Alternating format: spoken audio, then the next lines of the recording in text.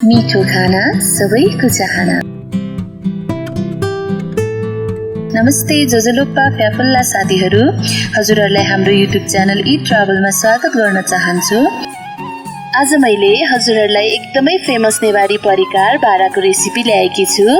बारा नेवारी परिकार हो र यसलाई विभिन्न महत्त्वपूर्ण फंक्सनहरू जस्तै विवाह, व्रतबन्ध, गुफा, जन्मदिन लगायत अन्य विशेष दिनहरूमा बनाइन्छ। साथै यो नेवारी सगुनको महत्त्वपूर्ण परिकार हो। आशा छ हजुरहरूले हाम्रो यो भिडियो मन पराए भिडियोलाई लाइक, कमेन्ट, शेयर अनि सब्स्क्राइब गरिदिनुहुन्छ। यसलाई चाहिने सामग्रीहरूमा मासको दाल 2 कप, थोरै धनिया यो अप्सनल हो, त्यस्तै गरी 1 ठुलो चम्चा अदुवाको पेस्ट, नुन 1 सानो चम्चा र डीप फ्राई गर्नको लागि तेल। ल अब बनाउन सुरु गरौँ। बारा बनाउनको लागि मैले मासलाई 4-5 घण्टा जति भिजाएर लिएकी छु। मैले चाहिँ यहाँ बोक्रा नभएको मास लिएकी छु। हजुरहरूले बोक्रा सहितको लिनुभयो भने त्यसलाई 4-5 घण्टा भिजाएर राम्रोसँग बोक्रा जाने गरेर पखालेर लिनुहोला।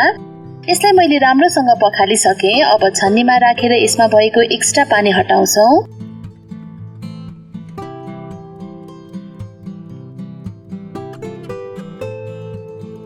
अब हामी यसलाई ब्लेन्ड गर्नको लागि ब्लेन्डर जारमा खनाउँछौँ। यसमा हजुरहरूले आवश्यक परेमा 2-3 चम्चा जति पानी एड गर्न सक्नुहुन्छ। त्यो भन्दा धेरै पानी एड नगर्नुहोला, किनभने हामी ठिक्कको ब्याटर बनाउँछौँ। धेरै गिलो ब्याटर चाहिँ बनाउनु हुँदैन। अब म यहाँ 2 चम्चा जति पानी एड गर्दैछु। हामीले यसलाई ब्लेन्ड गर्दा धेरै स्मुथ ब्याटर बनाउनु हुँदैन, हल्का खस्रो हुनुपर्छ, त्यसैले यो कुरामा ध्यान दिनुहोला। हेर्नुहोस् त यो यतिको हुनुपर्छ।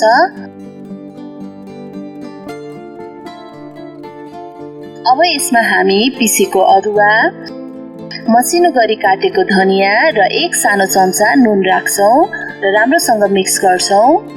हजुरहरूले यसमा नुन चाहिँ थोरै नै प्रयोग गर्नुहोला, किनभने नुनिलो बारा चाहिँ त्यति मिठो हुँदैन।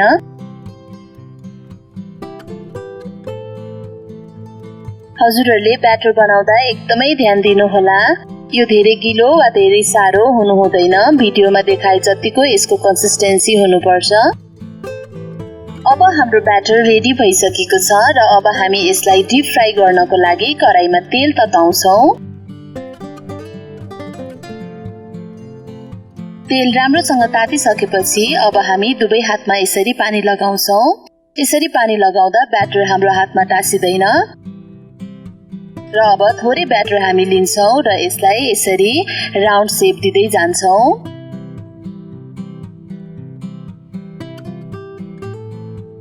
अब यसलाई हामी यसरी प्रेस गर्छौँ र बीचमा सानो पल बनाउँछौँ र यतिको भएपछि अब हामी यसलाई सावधानीपूर्वक तेलमा हाल्छौँ। यो प्रोसेस रिपिट गर्दै अरू पनि हाल्दै जान्छौँ र हरेक चोटि बारा बनाउँदा हातमा पानी लगाउनु पर्छ।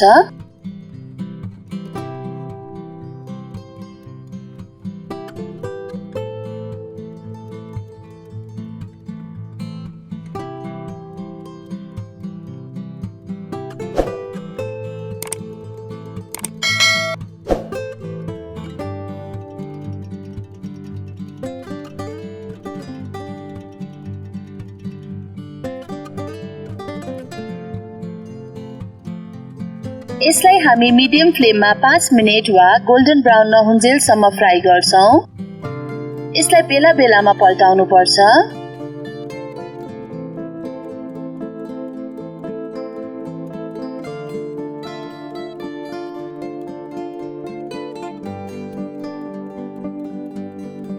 हेर्नुहोस् त कति राम्रो कलर आएको छ। अब यो गोल्डन ब्राउन भइसकेको छ र अब हामी यसलाई निकाल्छौँ।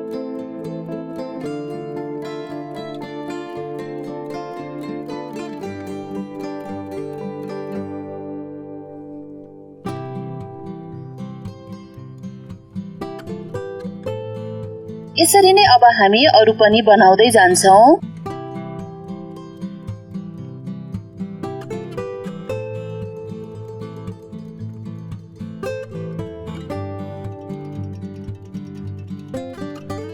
साथीहरू, यदि हजुरहरूले हाम्रो च्यानललाई सब्स्क्राइब गर्नुभएको छैन भने कृपया हाम्रो च्यानललाई सब्स्क्राइब गरिदिनु होला है।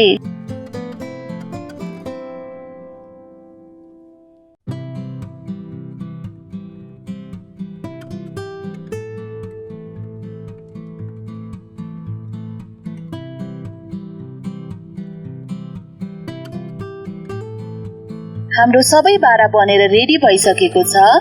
यो एकदमै राम्रो देखिएको छ र खाँदा पनि एकदमै मिठो हुन्छ। हेर्नुहोस् त यो भित्रसम्म राम्रोसँग पाकेको छ। हजुरहरूले पनि यसरी नै घरमा बनाएर खान सक्नुहुन्छ। यो एकदमै हेल्दी पनि हुन्छ।